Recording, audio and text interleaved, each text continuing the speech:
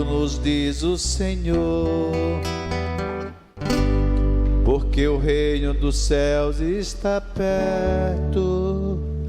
Glória e louvor, glória e louvor, glória e louvor a vós, ó Cristo. O Senhor esteja convosco. Ele está no meio de nós. Proclamação do Evangelho de Jesus Cristo segundo Lucas. Glória a vós.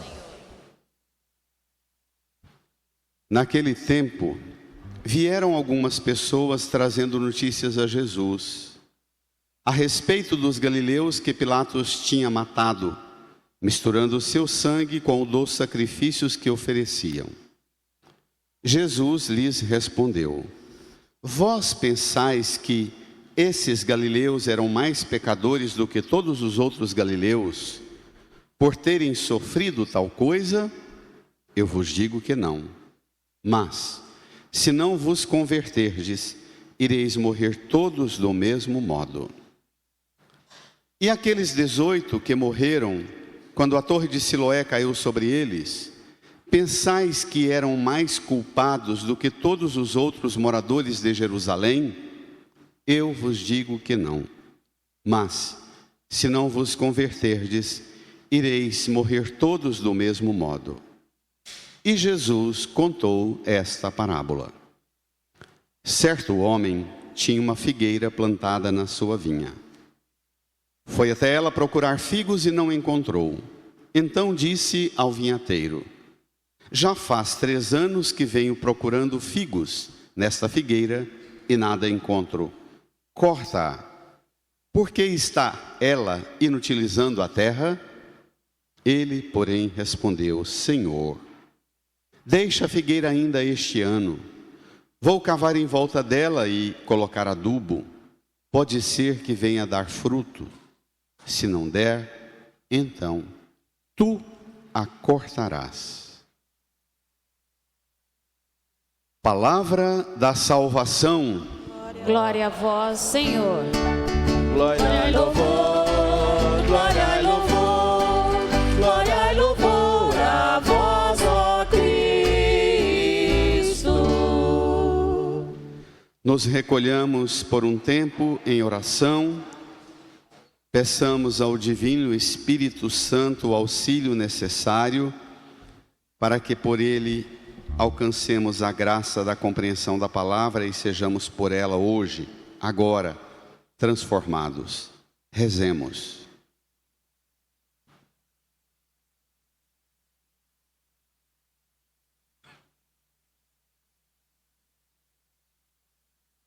Amém.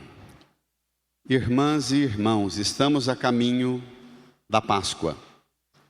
Preparamo-nos pela Quaresma para celebrar o mistério central da nossa fé, a paixão, morte e ressurreição de Jesus. Jesus está com os discípulos e uma numerosa multidão que o acompanha na viagem para Jerusalém. No caminho, Jesus dirige uma série de ensinos aos discípulos, os ensinos últimos de sua convivência com eles. A multidão, mesmo os discípulos e numerosos judeus, acompanham as atividades de Jesus, os milagres, os prodígios, os sinais que ele realiza, e especialmente o ensino que ele dirige. E não são poucos os que se movem contra aquilo que Jesus ensina. O evangelho que nós acabamos de ouvir hoje se situa no quadro do confronto e do ambiente de rejeição ao que Jesus ensina. Vamos lá? Lucas capítulo 13, versos 1 ao 9. Naquele tempo vieram algumas pessoas trazendo notícias a Jesus. Leiam. A respeito dos galileus que Pilatos tinha matado, misturando seu sangue com o dos sacrifícios que ofereciam. Então Jesus está a caminho e de repente no meio dos ensinos dele, ele é abordado. Alguém interfere e diz: nós temos uma notícia para te dar, notícia trágica. O que é que Jesus estava fazendo que alguém o aborda para dizer que tem notícia trágica para lhe dar? A notícia é um modo de confrontar o que Jesus está ensinando. Jesus, nos capítulos 10, 11 e 12, dirige uma série de ensinos acerca de Deus, do amor de Deus e do tempo novo que Jesus inaugura, trazendo ao mundo a boa nova do amor de Deus e o tempo da graça. Os judeus dizem: não, Deus não é essa misericórdia, esse amor e essa graça que você ensina. Deus é, conforme muitas passagens do Antigo Testamento, um Deus justiceiro, um Deus rigoroso, um Deus que não deixa pena sobre pena, sem castigar os erros e as faltas de cada um. E de vez em quando Ele ainda manda umas sacudidas para abalar o mundo e dar o recado dele para o mundo através das ações violentas que Ele realiza ou que Ele aceita que sejam realizados. Com quem nós ficamos? Com o ensino de Jesus sobre Deus, o amor de Deus e a graça de Deus? Ou nós ficamos com a interpretação que os judeus faziam e com a visão que construíram de Deus a partir de afirmações muito fortes do Antigo Testamento sobre esta severidade de Deus? No capítulo 10, Jesus está pregando sobre o amor de Deus e a misericórdia, que nós precisamos viver uns com os outros, porque Deus é misericórdia. Um mestre da lei fala: o que é esse amor? O que é essa misericórdia? Quem é o meu próximo para eu viver esse amor e essa misericórdia? Jesus conta a parábola do bom samaritano. Eles escutam Jesus falar a parábola do bom samaritano, e para o ouvido do judeu, só o fato de ser samaritano já era, pelo Antigo Testamento, considerado amaldiçoado. E Jesus conta uma parábola dizendo de um bom samaritano. Eles acusam Jesus de ser um agente de Beelzebul, trabalhar como operário do demônio. Jesus intensifica mais ainda no capítulo 12 a sua pregação sobre a graça de Deus, e numa certa altura diz aos discípulos assim: não tenham medo de Deus. Deus é amor. Deus cuida e conduz o mundo e a história pelo amor. E chama os discípulos à poesia: olhai os lírios do campo, olhai os pássaros do céu. Os lírios não fiam nem tecem, se vestem melhor, mais belos do que Salomão. Os pássaros não plantam e nem guardam alimento em despensas e celeiros, e têm alimento, e Deus os alimenta o ano inteiro. Vocês valem mais do que pássaros, do que lírios. Não tenham medo. E termina dizendo: pequenino rebanho. Os fariseus ficam mais intrigados e interferem na conversa de Jesus, no ensino de Jesus, e contam essa notícia: galileus que vieram e estavam em Jerusalém fazendo os sacrifícios dos animais que trouxeram lá da Galileia. Jesus também é galileu e vem com muitos da Galileia para Jerusalém. Os galileus estavam lá nas dependências do templo, preparando a oferta dos animais, cabritos, carneiros, novilhos, novilhas, para oferecer a carne e o sangue a Deus. E Pilatos manda matar, mistura o sangue deles com o sangue dos animais dentro do templo. Isso era, no tempo de Jesus, considerado pelos judeus a mais vil de toda a profanação do templo. Derramar o seu sangue dentro do templo e ainda misturar com o dos sacrifícios dos animais. Era considerado uma maldição das mais cruéis. Eles interferem no ensino de Jesus sobre o amor, dando notícia trágica e dizendo, como nós hoje, cadê Deus? Cadê esse tal desse amor de Deus? As pessoas tão piedosas viajam 20 dias, 40 dias lá da Galileia, vêm ao templo trazendo as suas colheitas, os seus animais que criaram para ofertar no templo, e Pilatos manda matar. Cadê Deus?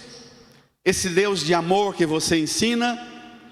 E a interpretação que faziam, diz Bento XVI,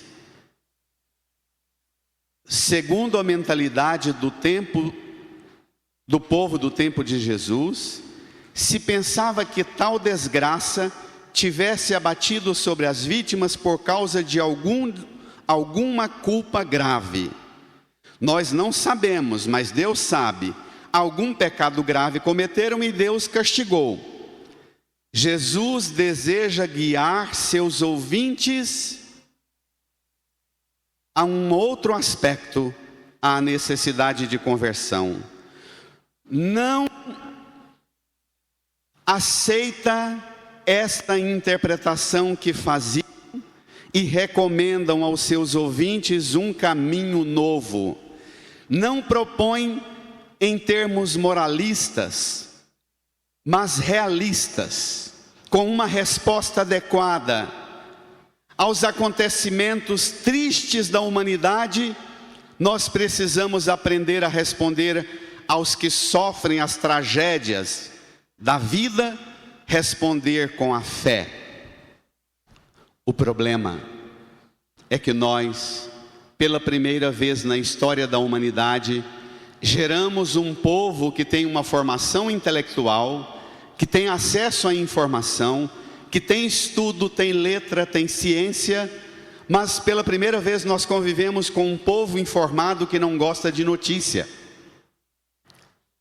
A classe média que tomou raiva de notícia e diz, eu não vejo notícia porque os meios de comunicação são todos manipuladores e manipulados. Não vejo mais notícia. O problema é que não vê notícia na Globo, na Record, no SBT, nos grandes veículos de comunicação do mundo, e vão para a bolha do WhatsApp, onde já recebe os videozinhos todos mastigados e interpretando os fatos e já dando as soluções. Aí ficamos muito mais burros do que se lêssemos as notícias nos veículos de comunicação, com a inteligência capaz de questionar os que apresentam as notícias. O que Jesus está dizendo é que nós precisamos aprender a lidar com as notícias do nosso tempo, a enfrentar as notícias trágicas com a inteligência e a interpretar os fatos de uma forma nova. Vamos lá? Versículo 2. Jesus lhes respondeu, bradem. Vós pensais que esses galileus eram mais pecadores do que todos os outros galileus, por terem sofrido tal coisa? Eu vos digo que não. Mas se vós não vos converterdes, ireis morrer todos do mesmo modo. O que Jesus está dizendo, vocês pensam que isso aconteceu porque Deus castigou e eles eram mais pecadores do que todos os galileus? Eu vos digo que não. Os fatos trágicos precisam ser interpretados com inteligência. Se você estudar um pouquinho de história, ler nas crônicas da história do tempo de Jesus e do primeiro e segundo século, vai encontrar muitos relatos do primeiro século dos atos sangrentos de Pilatos contra os judeus e contra os territórios que Pilatos ocupava. Portanto, este acontecimento trágico dos galileus que foram mortos, misturando o sangue com o sangue dos seus sacrifícios, precisa ser interpretado mais na perspectiva de uma leitura crítica de política, de economia. Interpretar os fatos a partir de outros elementos e não da religião e da fé. Quer resposta de fé para problema que não é no campo da fé, é problema político, econômico, social. Jesus diz: vocês precisam ler as notícias e fazer a pergunta a Deus: Senhor, o que eu preciso mudar em mim? Converterdes? Para que o mal, Senhor, não propague no mundo e não cause tanto poder sobre o mundo. O que Jesus está dizendo para nós é o seguinte: não é o mal, não é a tragédia que explicam Deus. Tragédia para Jesus é usar o nome de Deus sem conhecer de verdade quem é Deus. Essa é a tragédia. Jesus também tem notícias, e Ele traz notícias para dar-nos uma amplidão da visão da realidade em que vivemos. Versículo 4, leiamos. E aqueles 18 que morreram quando a torre de Siloé caiu sobre eles, Toda a igreja leia. Pensais que eram mais culpados do que todos os outros moradores de Jerusalém? O primeiro fato é um fato político. O segundo fato é uma tragédia. A torre de Siloé, um monumento em Jerusalém, grande, em que os peregrinos chegavam em Jerusalém vindos de todos os cantos do mundo. Ao entrar em Jerusalém tinham os pontos de parada para descanso e para terminar de chegar até o alto do topo do Monte Sião, a esplanada do templo. Peregrinos viajando longas distâncias para visitar o templo e rezar no templo, param para descansar debaixo da sombra da torre de Siloé. A torre desaba, mata 18. Jesus diz a mesma coisa. Vocês pensam que eles eram mais culpados do que todos os outros moradores de Jerusalém? Eu vos digo que não. Leiam as notícias e perguntem-se: em que eu preciso converter? Qual é a moral da história? Enfrenta o mal pela conversão. Perca o medo de ler notícias.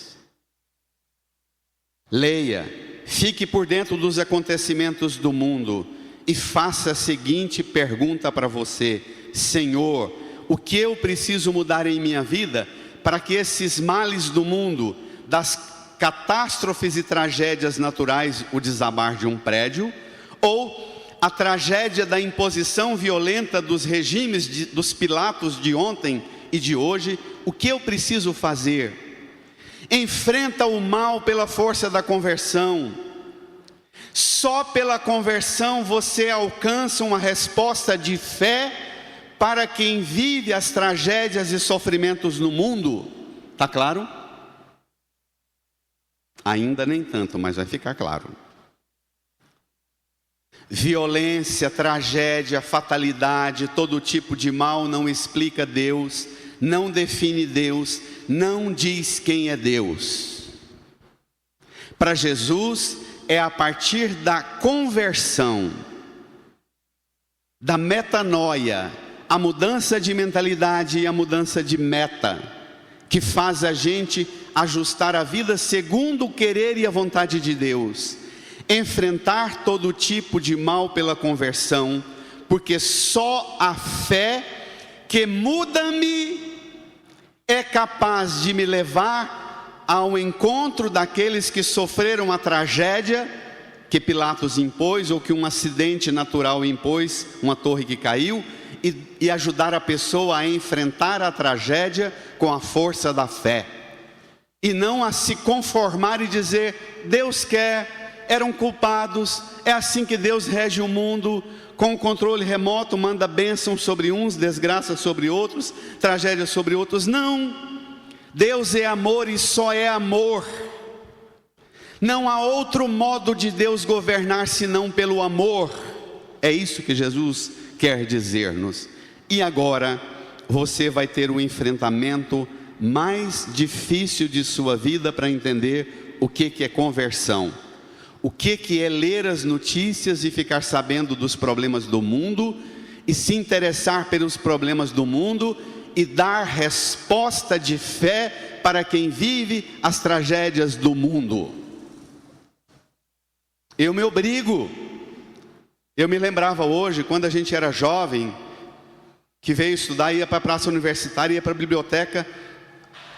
Aquele tanto de jovem vindo do interior e da roça, não tínhamos acesso a informações, a bons jornais. A gente fazia fila na biblioteca para esperar os jornais, para ler artigos de opinião nos jornais. Lia 5, 6 tipos de jornais para ter uma elaboração mais eloquente, levar os temas para a sala de aula e debater os problemas do mundo.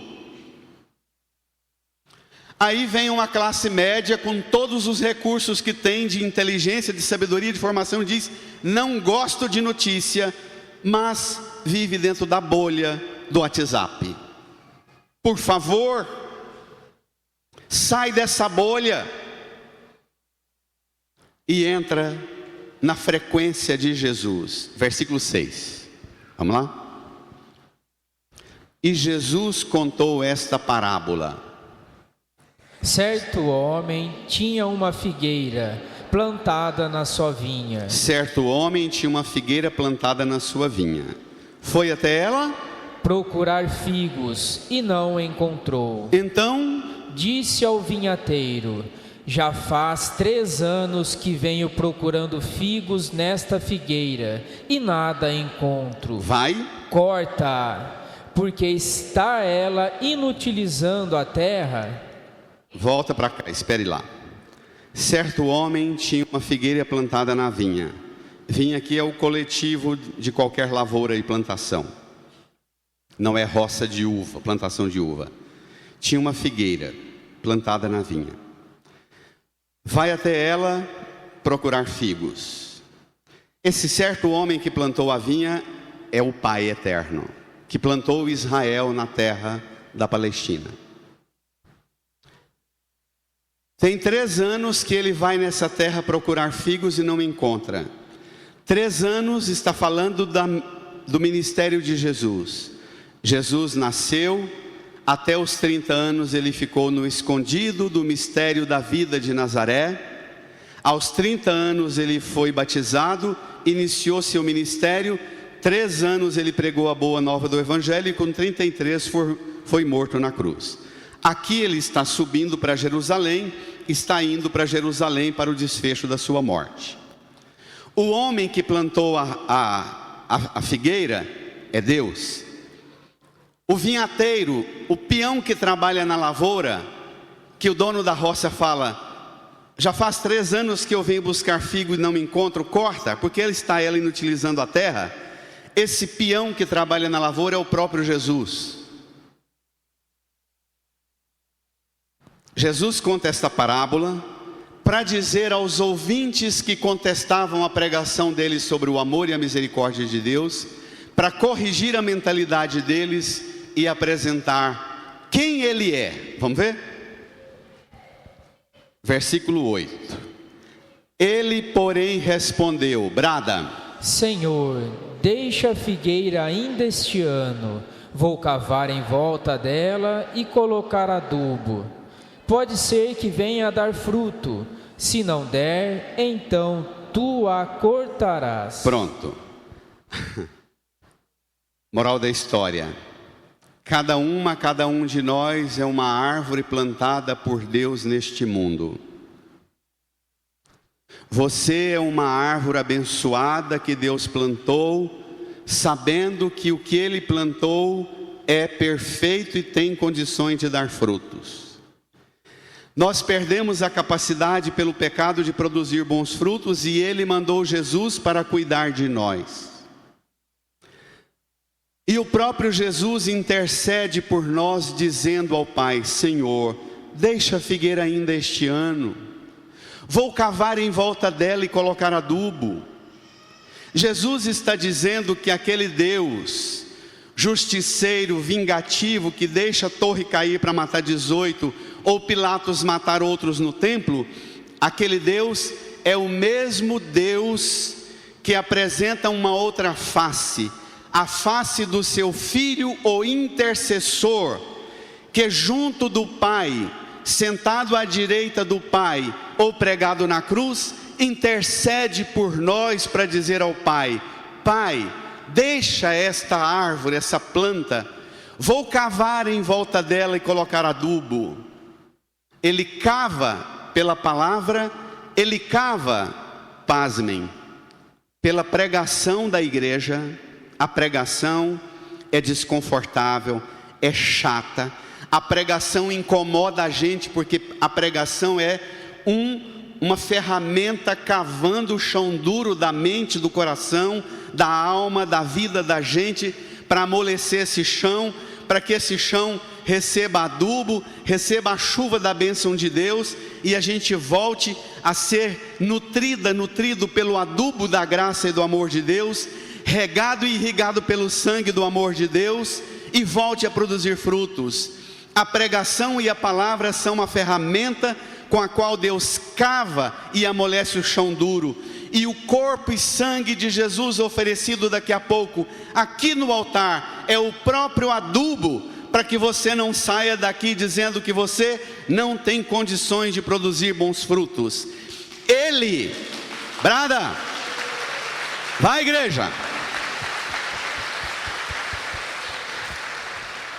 Ele diz para mim e para você que o meu mal e o seu mal, que o mal do mundo, que o mal dos Pilatos de ontem e de hoje, que o mal das tragédias e catástrofes naturais não terão a última palavra, que a bondade de Deus é resposta de Deus para nós. Deus cuida de nós, e se for preciso, que o corpo dele vire um fruto, uma uva pisada para dar o sumo, um trigo moído para virar o melhor pão, ele oferece sua vida, mas deixar-nos na fatalidade, na desgraça, não produzindo frutos, e ainda interpretando que Deus é mau e manda o mal, ele diz: eu darei minha vida, mas arrancarei vocês da ignorância da fé. Amém? Amém. Reage. Reage. Sai desse chão duro de uma inteligência atrofiada por suas certezas. Permita questionamentos. Ontem uma pessoa contando para mim a dificuldade do cuidado dela com a mãe, em situação de grande sofrimento e de limite na idade, um monte de enfermidades aparecendo na vida da mãe, e eu perguntei: mas você está lidando com isso de forma tão tranquila, o que foi? Ela me disse: porque um dia, eu sabendo que minha mãe caminharia para isso, por causa das condições de saúde dela, contei para a psicóloga que eu iria cuidar da minha mãe e levar a minha mãe para cuidar dela sozinha, e falei com peso. A psicóloga me disse: é só você que é filha? E ela disse que ali ela destravou o peso da responsabilidade de carregar a mãe sozinha. A força que ela teria para carregar a mãe sozinha, ela usou para preparar os irmãos para criarem um ambiente para juntos cuidar da mãe. Tem hora que uma pergunta vale mais do que caminhões de certezas.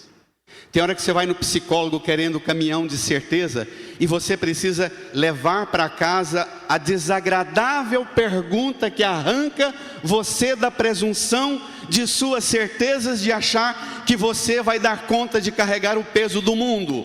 Tá claro, gente? Tá claro? Tá claro?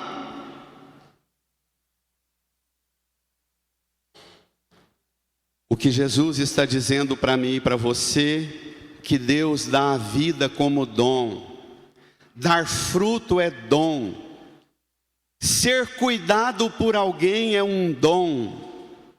Ter um intercessor que junto de Deus intercede por nós é dom, que nos dá um prazo. Este ano da sua vida é um ano de graça e de oportunidade, para que você permita ser cuidado e volte a frutificar como dom. Amém? Amém. É graça. Aceite ser cuidada, ser cuidado como puro dom. O problema, minha gente, é que nós vivemos numa sociedade doente, que organizou o mundo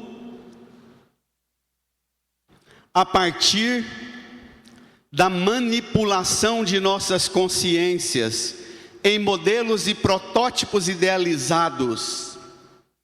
De novo, a questão da saúde mental, porque é o que eu confronto toda semana no meu atendimento. Essa semana, escutando um psiquiatra, ele diz que o maior sofrimento dele como psiquiatra é que o paciente vai até ele. Diz a ele: eu quero que você passe para mim um remédio. Ele, como psiquiatra e bom psiquiatra, ele diz: mas você não precisa de remédio. O seu processo é buscar na terapia um modo em que você aprenda a lidar com o sofrimento e a entender que o sofrimento faz parte da vida. Administrar isso, enfrentar isso, gestar isto. Não é remédio que você precisa de processo de aprendizado. E ele dizia: o paciente fica enfurecido e diz: eu preciso de remédio.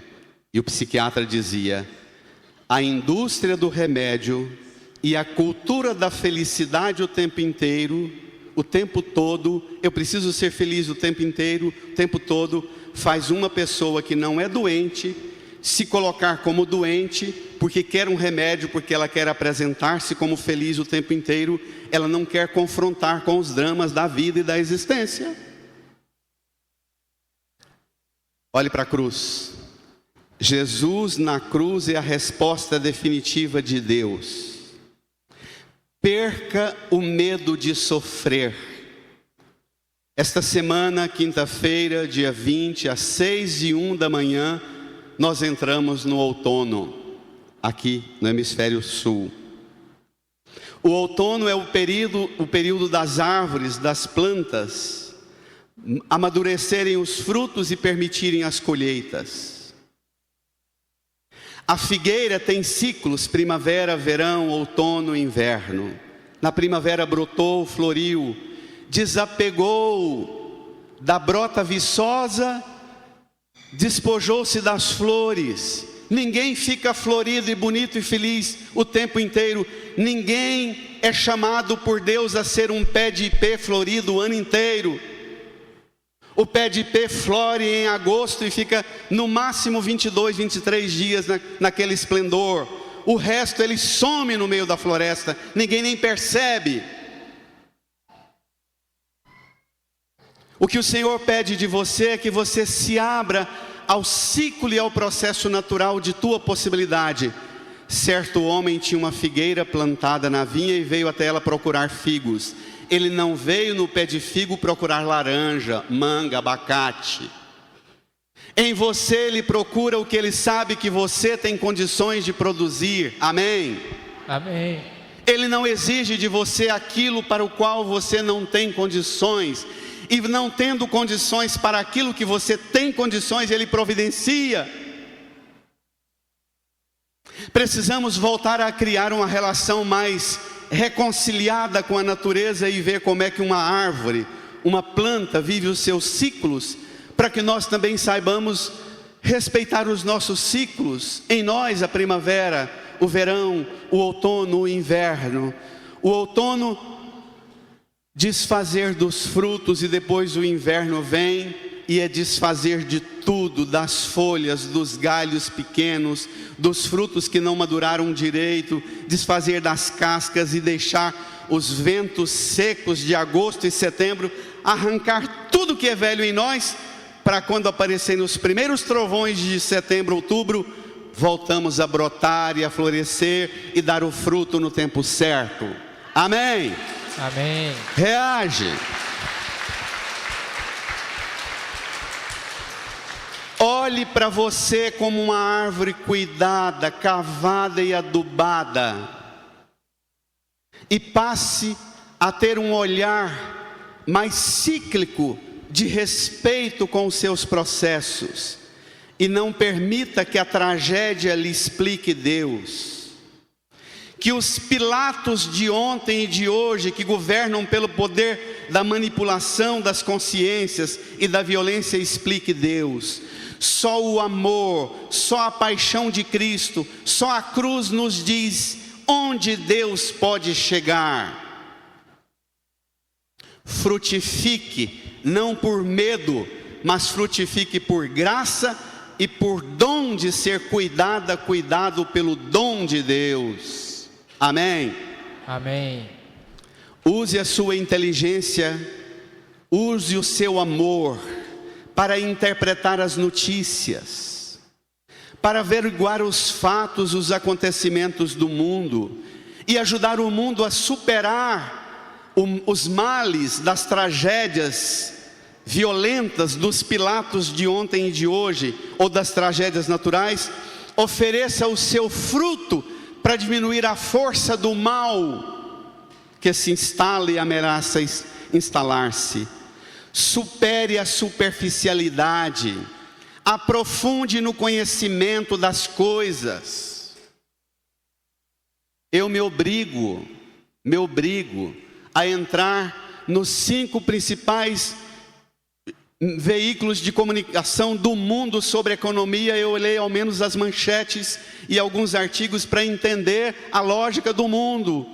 Eu entro nos problemas sociais, nos problemas policiais, nos problemas da educação, da saúde, porque eu preciso olhar para os dramas do mundo e pensar na resposta da minha conversão e da minha fé para o mundo.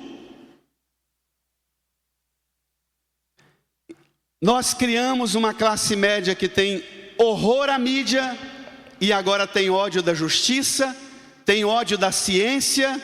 Daqui um pouco vai ter ódio do trabalho, vai ter ódio do amor. Tá bom, né? Por favor, tenha dó. Da onde que eu imaginaria um dia fazer uma pregação recordando que pudesse ter alguma virtude no iluminismo? Nós precisamos de recuperar a compreensão e a sabedoria humana como dom de Deus para enfrentar o mal do mundo e dizer que o mal pode tomar as proporções quais forem.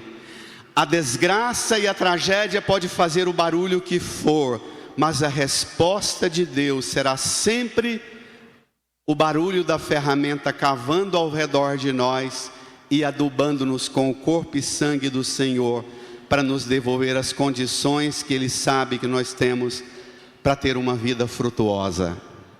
Amém. Amém. Amém. Pronto. Faça isso com você. Se abra. Escute o barulho da ferramenta. Escute o barulho da ferramenta cavando ao redor de sua mente, paralisada por suas certezas, atrofiada em seus medos e certezas erradas sobre Deus e sobre as notícias do mundo. Deixe a ferramenta do amor de Deus cavar, amolecer sua inteligência, seu coração, sua alma, seu corpo, adubar você e devolver a você as condições necessárias para que você volte a ser uma figueira frutuosa no amor e na graça dele. Reze e renove a sua fé no Senhor. Cura-me, Senhor, com teu Espírito, e minha alma reviverá.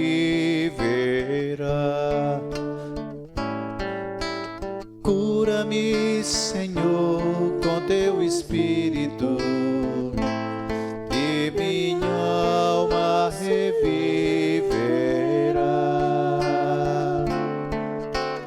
Para te adorar, para te louvar, cura-me, Senhor Jesus. Para te adorar, para te louvar, cura-me, Senhor Jesus. Transforma-me, Senhor, com teu Espírito, E minha alma reviverá. e minha alma reviverá. Converte-me, Senhor, com teu Espírito. Converte-me, Senhor, com teu Espírito. E minha alma reviverá.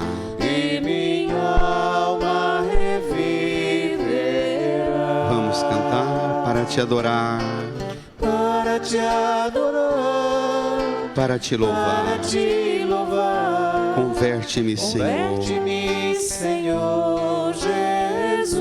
Fiquemos em pé, cantando, elevando as Para mãos. te adorar, para te louvar. Converte-me, Senhor. Jesus. Estenda sua mão aqui para a cruz e reze comigo, Senhor Jesus. Senhor Jesus. Na árvore da cruz, Na árvore da o cruz, Senhor se fez fruto o Senhor se fez de bênção de bênção para a nossa conversão, para a nossa conversão, para a nossa salvação, para a nossa salvação, que aduba que aduba e torna fecunda e torne fecunda a árvore de nossa vida. a árvore de nossa Senhor vida. Jesus, Senhor Jesus, eu creio nesta palavra eu creio nessa e palavra aceito o convite do Senhor, E aceito o convívio, a exortação do Senhor a exortação por minha conversão. por minha conversão. Converte-me, Senhor. Converte-me, Senhor. Transforma-me, Senhor. Transforma-me, Senhor. Devolve-me, Senhor, Devolve-me, Senhor, as condições que eu preciso as condições que eu preciso para voltar a produzir bons frutos, para voltar a produzir bons frutos, segundo o dom segundo que o Senhor me deu que o Senhor me deu para esta vida, para esta vida, que é dom. que é dom. Obrigado, Jesus. Obrigado, Jesus. Cuidado pelo Senhor, Por cuidado, eu vou frutificar. eu vou frutificar. Põe a mão no seu coração, incline a sua cabeça, dirija ao Senhor sua oração confiante, aderindo e aceitando a Ele como aquele que cuida de você e dá a você as condições de você ser uma boa notícia para o mundo, uma resposta de Deus para as notícias más do mundo, um anúncio de bênção para o mundo que enfrenta tantas notícias más. Sua vida e os frutos da sua vida serão bênção para um mundo melhor. Agradeça, louve o Senhor por esta bênção da sua vida. Obrigado, Jesus. Te adoramos, te reconhecemos como o único capaz de cuidar de nós e restaurar em nós as condições de frutificar na bênção. Amém. E seja portador de boa notícia. Dirija quem está do seu lado, dê um abraço e diga uma boa notícia. A paz de Jesus esteja com você. Saudai-vos.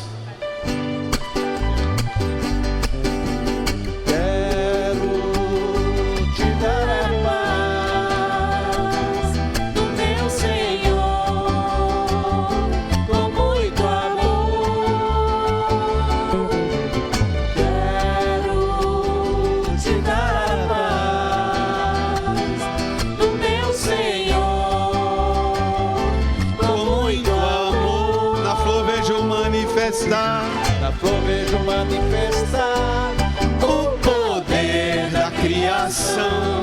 Nos seus lábios eu vejo estar o sorriso de um irmão. Toda vez que eu te abraço e aperto a sua mão, sinto forte o poder do amor dentro do meu coração. A igreja, levante a mão, te dar a paz mande essa paz para o mundo. do meu Senhor. Cante essa paz para o mundo. Muito amor. Cante essa paz para as vítimas das tragédias, das catástrofes. Cante essa paz para as vítimas da violência e para os violentos. Com muito amor. E cante essa paz também para você. Põe a mão no coração e cante. Quero te dar a paz do meu Senhor.